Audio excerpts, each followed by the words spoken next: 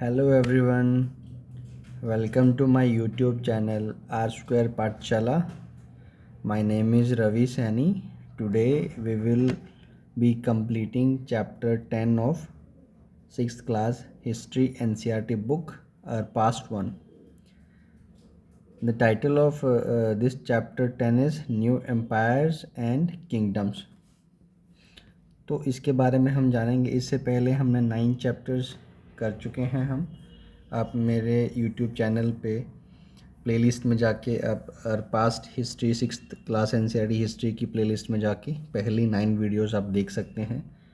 मैं आपसे रिक्वेस्ट करूंगा कि ये वीडियोस देखने से पहले आप जो है पहली 9 वीडियोस देखिए, ताकि आपको हिस्ट्री में एक कॉन्टीन्यूटी आपकी बनी रहे। जो हमने शुरू किया था वहाँ से लेके अभी तक हमने एक कॉन्टीन्यूस वे में कवर किया है। तो ये चैप्टर की बेटर अंडरस्टैंडिंग के लिए आई वुड सुजेस्ट कि आप पहले वो 9 वीडियोस जो है देख लीजिए।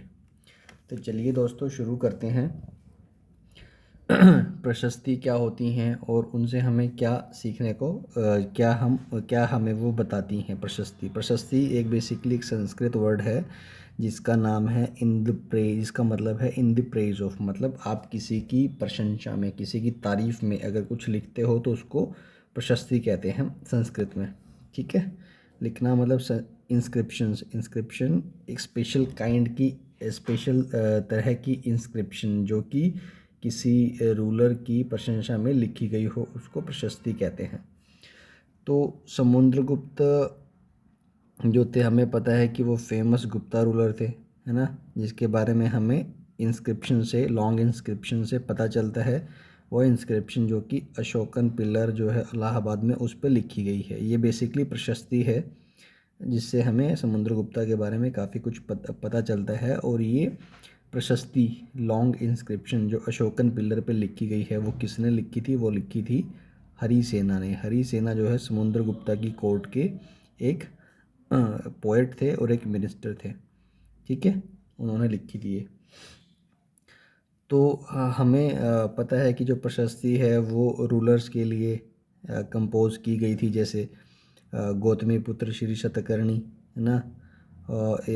मेन जो यूज़ होना प्रशस्ति का यूज़ हुआ है वो गुप्ता टाइम से अपने को प्रशस्ति यूज़ होते हुए देखने को मिलती है।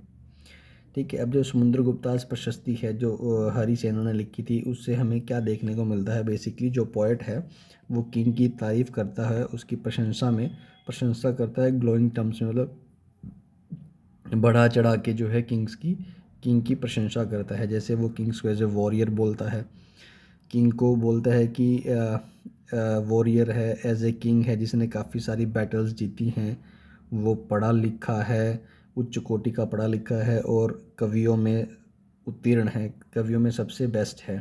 ठीक है, तो वो जो है हरिसेना समुद्रगुप्त को गॉड्स के साथ कंपैरिजन करता है, गॉड के इक्वल मानता है, प्रशस्ति में बोलता है।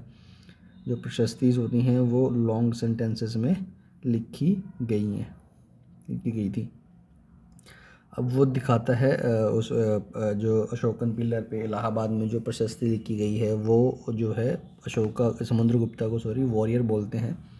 तो वॉरियर कैसे बोलते हैं वो हम ज़रा इस फॉलोइंग पैराग्राफ्स पढ़ के हम जानेंगे। वॉरियर इसलिए बोलते हैं, वो बोलते हैं कि जो मोस्ट चार्मिंग बॉडी है समुद्रगुप्ता की, क्योंकि उसकी बॉडी पे ब्यूटीफुल मार्क्स हैं जो कि स्कार्स, जो कि बैटल में axes, arrow, spike, spears, barb dart, swords, iron clubs, javelins, ये सब ने से बैटल के टाइम में जब बॉडी पे जो मार्क हुए हैं, वो मार्क्स से उसकी जो बॉडी की ब्यूटी है वो काफ़ी अच्छी दिखती है। ठीक है, एक ये मैप है, ये मैप के बारे में अभी हम पता चलेगा, ये सब जब हम नीचे पढ़ेंगे। जो हरिसेना जो कि समुद्रगुप्ता की कोर्ट पोएट थे, वो बेसिकली 4 तरह के रूलर्स के बारे में बात करते हैं और बताते हैं कि कैसे समुद्रगुप्ता की जो पॉलिसीज़ थी उनकी तरफ, उसके बारे में बताते हैं। ठीक है, तो रूलर्स ऑफ आर्यावर्ता, जो ये ग्रीन वाला जो एरिया है, ये वाला जो एरिया है, इसको बोलते हैं आर्यावर्ता, means the land of Arya's. ठीक है, जो कि ग्रीन में दिखाया गया है मैप पे। यहाँ पे 9 रूलर्स थे जिनको समुद्रगुप्ता ने हराया और उनके किंगडम को अपने एम्पायर के साथ जो है मर्ज कर लिया। फिर दक्षिण पाथा के रूलर्स, जो साउदर्न पार्ट के रूलर हैं, वहाँ पे 12 रूलर थे, जो कि जिनकी कैपिटल्स हम रेड डॉट्स में देख सकते हैं। ये वाला जो रीजन है, ये दक्षिण पाथा, ये उनकी कैपिटल्स हैं 12 रूलर्स की। ठीक है, ये 12 रूलर्स ने समुद्रगुप्त को सरेंडर कर दिया था हारने के बाद। तो फिर क्या हुआ, समुद्रगुप्त ने इनको दोबारा फिर से रूल करने के लिए अलाउ कर दिया, है ना।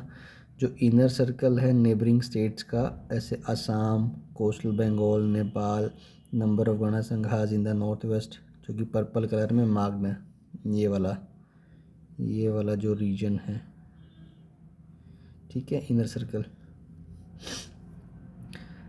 ये जो थे, ये लोग समुद्रगुप्त के लिए ट्रिब्यूट लेके आते थे, उसके ऑर्डर्स फॉलो करते थे और उसकी कोर्ट को जो है अटेंड रेगुलरली प्रेजेंस अपनी दिखाते थे, वहाँ के जो छोटे छोटे रूलर्स होते थे। जो आउटलाइन एरिया जो कि ब्लू में दिखाया गया है, ये तो इनर सर्कल हो गया, और ये आउटलाइन एरिया, ये वाला एरिया जो है, ठीक है, ये वाला, यहाँ के जो रूलर्स थे वो बेसिकली कुशनाज और शाकाज के डिसेंडेंट थे, ठीक है। और जो श्रीलंका का जो रूलर था, वो भी जो है समुद्रगुप्त के सामने घुटने टेक दिए और अपनी बेटी की शादी जो है ऑफ़र करी कि मैं अपनी बेटी की शादी तुमसे कर दूंगा, मुझे छोड़ दो, ठीक है। तो ये समुद्रगुप्त एज ए वॉरियर प्रशस्ति से हमें पता चलता है। अब जीनियोलॉजी का मतलब क्या होता है कि किसी किंग के एंसेस्टर्स की लिस्ट, उसके बारे में हम थोड़ा जानेंगे, वो भी प्रशस्ति से हमें पता चलती है। जो काफ़ी सारी जो प्रशस्तिज हैं वो रूलर के एंसेस्टर्स के बारे में भी मेंशन करती हैं। जैसे जो इलाहाबाद पिलर इंस्क्रिप्शन है, वो समुद्रगुप्ता के ग्रेट ग्रैंडफादर, फादर और मदर के बारे में जो है मेंशन कर दी है। वो बताते हैं समुद्रगुप्त की माँ का नाम जो है कुमारा देवी था, जो कि लच्छवी गाना की से बिलोंग करती थी। उसके फादर जो चंद्रगुप्त थे, वो फर्स्ट रूलर थे गुप्ता डायनेस्टी के, जिसने grand title of Maharaja Dhiraja adopt किया था। अब ये महाराजा धीराजा टाइटल को समुद्रगुप्त ने भी यूज़ किया था, ठीक है। डायनेस्टी के फाउंडर थे चंद्रगुप्त। इससे पहले उनके जो ग्रैंडफादर और ग्रेट ग्रैंडफादर थे वो महाराजाज थे। गुप्ता डायनेस्टी के फाउंडर थे चंद्रगुप्त, उन्होंने ग्रैंड टाइटल महाराजा धीराजा यूज़ किया था। उनके जो ग्रेट ग्रैंडफादर थे या फिर ग्रैंडफादर थे समुद्रगुप्त के, वो सिंपली महाराजा टाइटल अडॉप्ट किया हुआ था उन्होंने। इससे ये पता चलता है कि जो फैमिली है वो पहले महाराजा थी, फिर वो महाराजा धीराजा, मतलब इम्पोर्टेंस हो गई उस फैमिली की आगे आगे, ठीक है। समुद्रगुप्ता, ठीक है, Samudragupta in terms figures in the genealogy of the later rulers of the dynasty. जैसे his son Chandragupta two, we know about him from inscriptions and coins. Chandragupta two के बारे में हमें इंस्क्रिप्शन और कॉइन से पता चलता है। उसके एक्सपेडिशन जो कि उसने वेस्टर्न इंडिया में किया था उससे पता चलता है, जहाँ पे उसने शाकाज को कंट्रोल करके रखा था। ऐसा माना जाता है कि उसकी कोर्ट में जो है पूरे लर्नड पोइट्स थे, लर्नड लोग रहते थे उसकी कोर्ट में, पढ़े लिखे लोग थे, अनपढ़ गवार नहीं थे। तो जिनके बारे में हम जो है अगले लास्ट चैप्टर जो हमारा रहेगा उसमें हम पढ़ेंगे, ठीक है। अब हर्षवर्धन और हर्षचरिता, ठीक है, हमने गुप्तास के बारे में पढ़ लिया, गुप्ता रूलर्स के बारे में पढ़ लिया हमने इंस्क्रिप्शन से और कॉइन से, है ना। इसके अलावा जो है हम काफ़ी सारे किंग ऐसे हैं जिनके बारे में हम उनकी बायोग्राफी से हम जानते हैं। उनमें से एक है हर्षवर्धन एक रूलर थे जो कि नॉर्दर्न इंडिया में, जो प्रेजेंट डे नॉर्दर्न इंडिया है, वहाँ पे रूल करते थे अराउंड 1400 ईयर्स अगो, ठीक है। उसके हर्षा की कोर्ट में थे, एक कोर्ट पर्ट थे बाण भट्ट ने हर्षवर्धन की बायोग्राफी लिखी थी, हर्षचरिता, जो कि संस्कृत में थी, ठीक है। तो ये इंपॉर्टेंट हो जाता है कि हर्षचरिता एक संस्कृत में थी और किसने लिखी थी, उसके कोर्ट पर्ट बाण भट्ट ने लिखी थी, ठीक है। अब जो इससे जो है हर्षा की जेनेलॉजी के बारे में हमें पता चलता है। जेनेलॉजी शुरू होती है और ख़त्म होती है उसके किंग बनने तक। जो ज़ुआनज़ंग एक चाइनीज़ ट्रैवलर था, उसने हर्षा की कोर्ट में काफ़ी टाइम स्पेंड किया और उसने जो वहाँ पे देखा हर्षा के एम्पायर में, वहाँ पे उसका डिटेल अकाउंट उसने दिया है ज़ुआनज़ंग ने, ठीक है। हर्षा जो है अपने पिता का एल्डेस्ट सन नहीं था, वो किंग कब बना, है ना, थानेश्वर का किंग कब बना, जब उसके फादर और उसके बड़े भाई मर गए थे, तब वो किंग बना था। हर्षा के जीजा जो ब्रदर इन लॉ थे वो कन्नौज के रूलर थे और उसको जो है बंगाल के रूलर ने मार दिया था। तो हर्षा ने कन्नौज को अपने अंडर ले लिया और बंगाल के रूलर के अगेंस्ट उसने वॉर शुरू किया, बंगाल के रूलर को हराया, है ना, और उसको अपने उसमें पार्ट में मर्ज कर लिया उसने।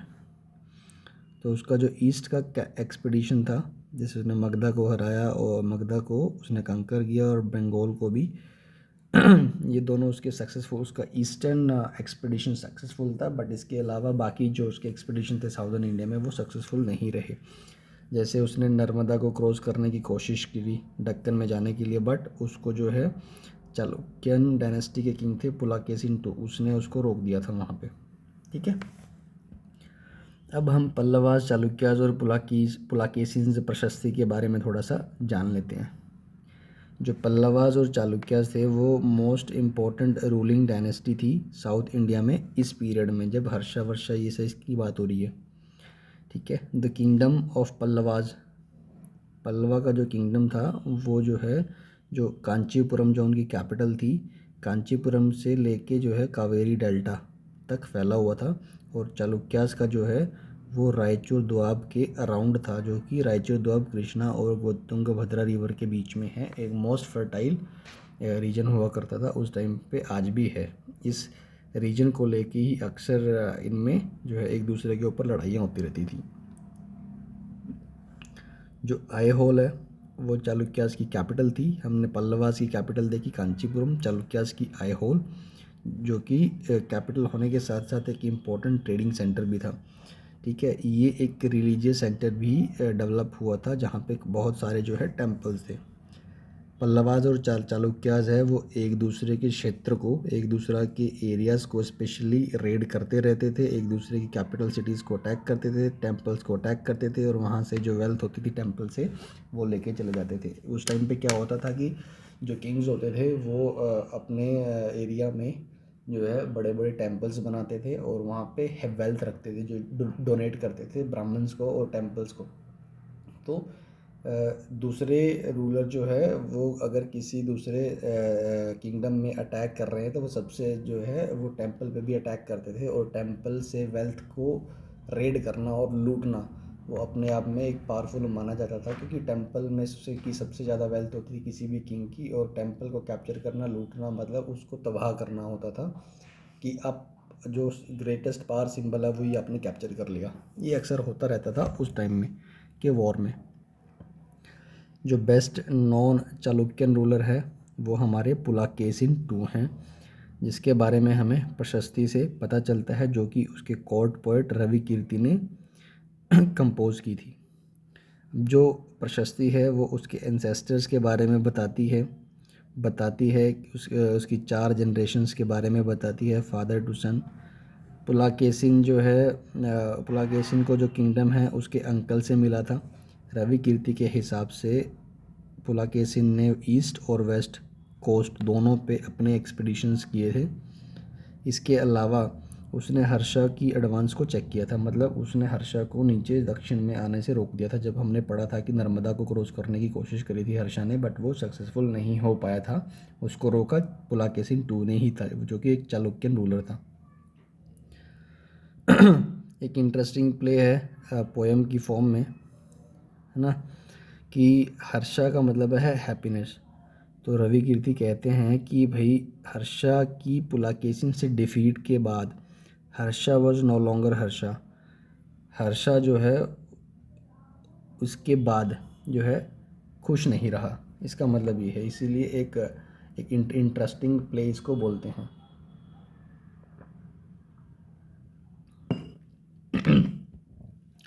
तो फिर जो है पुलाकेशिन ने जो है पल्लवा किंग को भी अटैक किया, जिसने जो है कांचीपुरम की वॉल्स में के पीछे उसने जो शेल्टर लिया।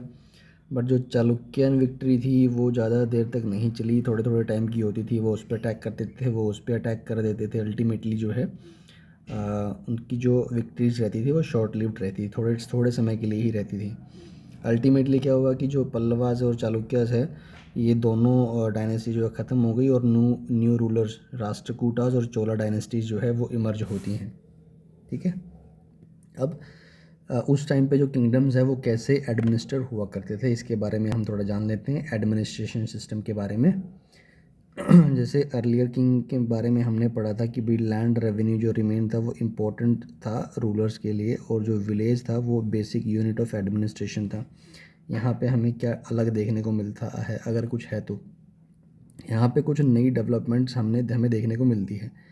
जो किंग्स होते थे उसने एक काफ़ी सारे स्टेप्स लिए ताकि वो लोगों की सपोर्ट जीत सके, है ना। जो कि पावरफुल लोगों की सपोर्ट जीत सके, इकोनॉमिकली भी, सोशली भी, क्योंकि और because of political and military strength. जो लोकल छोटे छोटे जो पावरफुल लोग होते थे, जो वेल्दी लोग होते थे, जो सोशली काफ़ी हाई लोग होते थे, ऊंची जाति के लोग होते थे, या फिर पॉलिटिकली या फिर मिलिट्री जिनका काफ़ी स्ट्रेंथ हुआ करती थी, उनकी सपोर्ट जीतने का काम करते थे।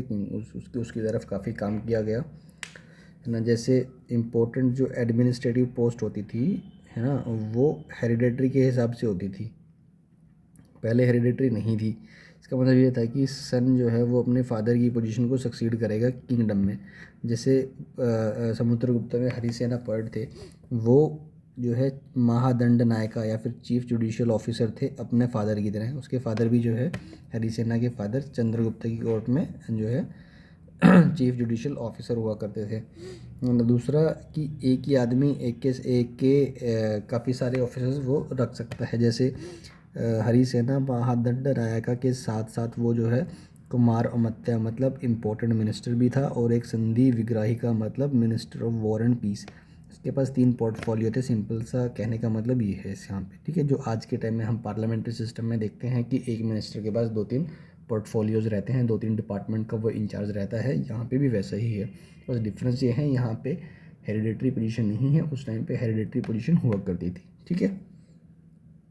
इसके अलावा जो है इम्पोर्टेंट मैन जो होते थे उनका जो है लोकल एडमिनिस्ट्रेशन में काफ़ी से होता था। जैसे जो हमने पावरफुल लोगों के बारे में बात करी है, उनका लोकल एडमिनिस्ट्रेशन में काफ़ी रोल हुआ करता था। इसमें नगर श्रेष्ठीज आते हैं, नगर श्रेष्ठी और चीफ बैंकर या फिर मर्चेंट ऑफ द सिटी, जो सिटी के पावरफुल लोग हैं। द सारथवाहा और the leader of the merchant caravan, prathama kulika और the chief craftsman, the head of the Kayastha और स्क्राइब्स। ये इंपॉर्टेंट लोग होते थे जिनका रोल रहता था लोकल एडमिनिस्ट्रेशन में काफ़ी। नगर श्रेष्ठी मतलब chief banker, merchant of the city, sarthavaha और the leader of the merchant caravan, prathama kulika और the chief craftsman, the head of Kayastha और स्क्राइब्स, जो लिखने पढ़ने का काम करते थे, स्क्राइब्स। तो ये पॉलिसी जो है काफ़ी इफ़ेक्टिव थी, बट सूनर और लेटर ये जो पावरफुल मैन थे वो इतने स्ट्रॉन्ग हो जाते थे और अपना इंडिपेंडेंट किंगडम बनाने की वो कोशिश करते थे, क्योंकि वो पावरफुल थे। जब भी जो सेंट्रलाइज अथॉरिटी है, किंग जो वीक होता था, तो ये अपने आप को पावरफुल तो थे ही, अपने आप को इंडिपेंडेंट किंगडम बनाने की ये लोग कोशिश करते रहते थे कॉन्टीन्यूसली भी। तो अब जो है एक न्यू काइंड ऑफ आर्मी के बारे में हम थोड़ा सा पढ़ेंगे। इसमें क्या है बेसिकली कि जैसे कुछ किंग जो है वो आर्मी को मेंटेन करते थे, ऑर्गेनाइज्ड आर्मी को मेंटेन करते थे elephant, chariots, cavalry and foot soldiers के साथ, जो कि पहले हमें नहीं देखने को मिलता था। पहले रेगुलर आर्मी नहीं हुआ करती थी। Beside there were military leaders who provided the king with troops whenever he needed them. जैसे पावरफुल लोगों की बात करी हमने, वो जो है किंग के एडमिनिस्ट्रेशन में रहते थे, और जब भी किंग को मिलिट्री की ज़रूरत होती थी वो उनको मिलिट्री ट्रूप्स प्रोवाइड कराते थे। उनको रेगुलर सैलरीज नहीं दी जाती थी, क्योंकि ऑलरेडी वो जो है पोजीशन में थे। उनको इसके बदले, सैलरी के बदले जो है गिफ्ट दे दिए जाते थे लैंड के तौर पे, और वहाँ से वो अपना रेवेन्यू कलेक्ट करते थे, और जो है अपने सोल्जर्स को मेंटेन करने के लिए, हॉर्सेस को मेंटेन करने के लिए यूज़ करते थे, ठीक है। ये ऐसे लोगों को समंताज कहते हैं। समंताज मतलब जो किंग को जो है ज़रूरत पड़ने पर troops, army, soldiers, horses provide करे, और बदले में जो है उनको लैंड एज ए ग्रांट मिले, वहाँ से रेवेन्यू कलेक्ट करके वो सोल्जर्स, हॉर्सेस, इक्विपमेंट वॉरफेयर में जो यूज़ होते हैं उनको मेंटेन कर सके। ठीक है। जब भी रूलर वीक होता था तो ये समंताज, जिनके पास सारे रिसोर्सेज थे, they try to become independent of the king, ठीक है। अब साउदर्न किंगडम में असेंबलीज़ की बात कर लेते हैं। एक सभा असेंबली इम्पोर्टेंट है और एक और इम्पोर्टेंट है। सभा क्या होती है? जो पल्लवाज इंस्क्रिप्शंस हैं उससे हमें पता चलता है कि काफ़ी सारी लोकल असेंबलीज़ थी, उनमें से एक सभा थी। सभा basically assembly of Brahmin land owners. जो ब्राह्मण लैंड ओनर्स थे उनकी असेंबली को सभा कहते हैं। और उर जो है वो विलेज असेंबली थी जिसमें नॉन ब्राह्मण लैंड ओनर्स थे। Owners were non Brahmins. Brahmin landowners Sabha, village assembly having landowners where landowners were not Brahmins, that was Ur। जो असेंबलीज़ है वो कमिटीज़ के थ्रू, सब कमिटीज़ के थ्रू फंक्शन करती थी, जैसे irrigation, agriculture operation, making roads, local temples, सबके लिए सब कमिटीज़ होती थी, उसके हिसाब से वो काम करते थे। तो सभा इंपॉर्टेंट हो गया। Assembly of Brahmin land owners, sub committee के थ्रू काम करते थे। और मतलब village assembly where land owners were not Brahmins. इसके अलावा नगरम होती थी जो कि मर्चेंट्स की ऑर्गेनाइजेशन सिटीज़ में, टाउन्स में होती थी। तो it is likely that these assemblies were controlled by rich and powerful land owners and merchant. अब ये असेंबलीज हुआ करती थी वो बेसिकली या तो रिच लैंड ओनर, विलेजेस की बात करें हम या फिर टाउन्स की बात करें तो रिच मर्चेंट ही इनको जनरली कंट्रोल करते थे। इनमें से काफ़ी लोकल असेंबलीज जो हैं वो कंटिन्यू रही, सेंचुरीज तक वो काम करती रही, ठीक है। Ordinary people in the kingdom. तो जो है हम ऑर्डिनरी लोगों की लाइफ्स के बारे में जो है कैप्चर जो जान सकते हैं वो प्लेज से या फिर अदर अकाउंट से हम जान सकते हैं। जैसे कालिदासा एक इम्पोर्टेंट नॉन पोइट थे जिसके प्ले से हमें किंग के कोर्ट की लाइफ देखने को पता चलती है। किंग्स के कोर्ट की क्या लाइफ होती थी। एक इंटरेस्टिंग फीचर इसमें ये था कि जो प्लेज होते थे, जो किंग या फिर काफ़ी ब्राह्मण्स होते थे वो संस्कृत बोलते थे, बाकी जो मेन एंड वुमेन थे किंग या ब्राह्मण्स को छोड़ के वो सारे प्राकृत बोलते थे। ये इंपॉर्टेंट है कि जो किंग और ब्राह्मण थे वो संस्कृत और बाकी जो लोग ऑर्डिनरी मैन एंड वुमेन वो प्राकृत बोलते थे। कालिदासा की एक मोस्ट फेमस प्ले है अभिजाना शकुंतलम। ये बेसिकली एक स्टोरी है, एक लव स्टोरी है between a king named Dushyanta and a young woman named Shakuntala. तो इसमें इंटरेस्टिंग डिस्क्रिप्शन क्या है कि गरीब फिशरमैन के बारे में इसमें जो है वो बताया गया है। ए फिशरमैन फाइंड्स ए रिंग। इसमें होता क्या है बेसिकली, एक प्रीशियस रिंग जो है एक फिशरमैन को मिलती है। वो उसको कैसे मिलती है? वो जो रिंग होती है वो किंग दुष्यंता शकुंतला को देते हैं, जो कि गलत एक्सीडेंटली मछली उसको जो है निकल जाती है। और वो मछुआरा होता है, फिशरमैन होता है, तो वो मछली पकड़ता है तो उससे उसको वो रिंग मिल जाती है। तो जब वो पैलेस में जाता है तो जो गेटमैन होता है वो बोलता है कि ये चोर है, इसने चोरी की है। और वो पुलिस ऑफिसर को बुलाता है जो कि रूड रूड हो जाता है मतलब उसके साथ कि भाई तूने चोरी की है।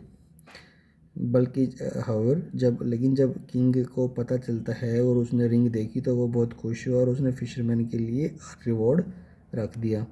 तब जो पुलिस ऑफिसर था या फिर गेटमैन, उन्होंने भी लगा कि भाई हम भी जो है इस रिवॉर्ड का हिस्सा हम भी लेंगे। और वो फिशरमैन के साथ चले गए ड्रिंक करने, मतलब इन्जॉय करने, पार्टी करने, ठीक है। जो चाइनीज़ पिलग्रिम हैं जियान, उन्होंने जो है लोगों की प्लाइट, जनरली जो अनटचेबल्स थे उनकी प्लाइट के बारे में लिखा है जी, है ना। ऐसे लोग जब भी जो है सिटी के आउटस्कर्ट पे रहते थे और जब भी वो मेन टाउन में एंटर करते थे तो वो वुडन पीसीस को स्ट्राइक करते थे, आपस में बजाते थे, ताकि उस आवाज़ से लोगों को पता चल जाए कि हाँ ये अनटचेबल्स हैं और इनके आसपास नहीं आना। इससे आप समझ सकते हो कि कैसे उनके साथ क्या बीतती थी, ठीक है। तो बाणभट्टा जो है वो एक विविड पिक्चर देते हैं किंग्स की आर्मी के बारे में। वो क्या है, वो इस तरह से कि भाई जो किंग है वो अपने साथ काफ़ी वस्तुएं लेके जाता था, जैसे वेपन्स हो गए या फिर डेली यूज़ की आइटम। जैसे तो है नहीं कि किंग जो है सुबह गया और शाम को युद्ध करके वापस आ गया जीत के। वो युद्ध जो है कंटिन्यू चलता रहता था, महीनों महीनों चलता रहता था, तो इसलिए डेली यूज़ की आइटम्स जो है वो साथ में लेके चलते थे। जैसे pots, pans, furniture, golden foot shoals, food including animals such as goat, deer, rabbits, vegetables, spices carried on carts and loaded on to pack animals such as camels and elephants, ये सब कुछ लेके जाते थे। आर्मी काफ़ी ज़्यादा होती थी जो कि इनके साथ चलती थी। म्यूजिशियंस भी होते थे जो कि ड्रम्स को बीट करते हुए चलते थे, और हॉर्न्स एंड ट्रम्पेट्स प्ले करते हुए चलते थे। जिस गांव से वो गुजरते थे वहाँ के लोगों को उनको जो है हॉस्पिटैलिटी प्रोवाइड करनी पड़ती थी, गिफ्ट देने पड़ते थे, कर्ड देनी पड़ती थी, good flowers provided with fodder for animals, ये सब कुछ प्रोवाइड करना पड़ता था। इसके अलावा जो लोग हैं वो किंग से मिलने की कोशिश भी करते थे और अपनी कंप्लेंट्स उनको सुनाने की कोशिश करते थे और अपनी रिक्वेस्ट पिटिशंस उनको देने की कोशिश करते थे। ये सब था बेसिकली, ठीक है। बाना बट्टा ये बोलते हैं कि the whole world was swallowed up in the dust, जो है धूल उसको निकल गई। ठीक है, तो इस चैप्टर में इतना ही था। एल्सवेयर में हम जो है थोड़ा सा अरबिया के बारे में पढ़ लेते हैं। अरबिया एक बेसिकली एक डेजर्ट है, हाँ डेजर्ट था, hub of communication for centuries, मतलब ट्रेडिंग कम्युनिकेशन वहाँ से होता था। जो अरब मर्चेंट्स होते थे, सेलर्स होते थे, वो इम्पोर्टेंट रोल प्ले करते थे सी ट्रेड में, जो कि इंडिया और यूरोप के बीच में होता था। अरब ट्रेडर्स इंडिया से ख़रीद के यूरोप में बेचते थे महंगे भाव से, है ना, महंगे प्राइसेस पे, तो प्रॉफिट कमाते थे। Others who lived in Arabia were the Bedouins, pastoral tribes depending mainly on camels, hardy animals that could survive in the desert. 1400 साल पहले 1400 ईयर्स अगो प्रॉफिट मोहम्मद ने जो है एक नया रिलीजन इस्लाम अरबिया में इंट्रोड्यूस किया था। क्रिश्चियनिटी की तरह इस्लाम भी जो है एक ऐसा रिलीजन था जो कि सिंगल और इक्वालिटी और यूनिटी ऑफ ऑल बिफोर अल्लाह, मतलब भगवान के सामने सब एक हैं और एक ही सुप्रीम गॉड है, इसके बारे में बात करता था। तो कुछ 100 ईयर्स में इस्लाम के इंट्रोड्यूस होने से ही वो नॉर्थ अफ्रीका, स्पेन, ईरान और इंडिया में फैल गया। अरब सेलर जो थे, जो कि कोस्टल सेटलमेंट्स के साथ फेमिलियर थे सब कॉन्टिनेंट की, वो नया रिलीजन जो है अपने साथ सब कॉन्टिनेंट में ले, इंडियन सब कॉन्टिनेंट की हम बात कर रहे हैं, जो कि वेस्टर्न कोस्ट वाली बात है। जो अरब सोल्जर्स थे उन्होंने सिंध कंकर किया, जो कि अभी प्रेजेंट डे पाकिस्तान में है, अराउंड 1300 ईयर्स को, और वहाँ के थ्रू जो है ये रिलीजन इंट्रोड्यूस किया। तो इसी के साथ हमारा चैप्टर 10 ख़त्म होता है दोस्तों। आई होप आपको मेरा पढ़ाना पसंद आ रहा है। Please like, share and subscribe to my channel. और नेक्स्ट वीडियो में हम अपनी ये बुक कंप्लीट करेंगे, तब हम नेक्स्ट क्लास की बुक के ऊपर मूव ऑन करेंगे, ठीक है। इन बिटवीन में जो है आपके लिए काफ़ी अलग टॉपिक्स पे, जैसे जनरल नॉलेज, जो कि कॉम्पिटिटिव एग्ज़ाम्स में काफ़ी सारे क्वेश्चंस आते हैं, हिस्ट्री के, ज्योग्राफी के, जनरल साइंस के, इस पे मैं थोड़ा काम कर रहा हूँ। तो जल्दी ही मैं इनकी वीडियो सीरीज़ लेके आने वाला हूँ, ठीक है, जो कि आपको कॉम्पिटिटिव एग्ज़ाम्स में काफ़ी हेल्पफुल रहेगी। ठीक है दोस्तों, तो मिलते हैं अगले वीडियो में। Take care, bye bye, see you in the next video.